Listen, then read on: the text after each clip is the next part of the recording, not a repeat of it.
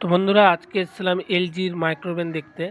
Slow model, শুধু এটাতে গরম হয় আর অন্য কিছু হয় না, বেক বা গ্রিল হয় না, শুধু গরম হয়। মাইক্রো অপশান শুধু এই অপশান এই মাইক্রোওভেনে আছে। তো কাস্টমারের প্রবলেম কল দিয়েছিল যে পুরো মাইক্রোওভেন থেকে ধোঁয়া উঠছে এবং বাজে একটা স্মেল করছে। তো আমরা মাইক্রোওভেনটা পুরোটাই খুলে নিয়েছি।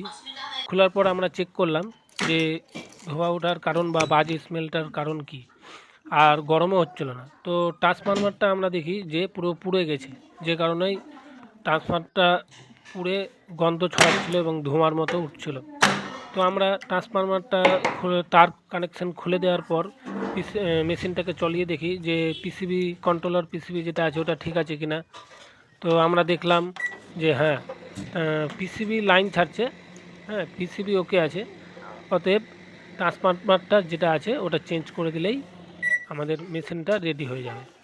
তো ট্রান্সফরমারটা অর্ডারে থাকবে, কোম্পানি থেকে আসবে, তারপর আমাদের এটা ফিটিং হবে। এত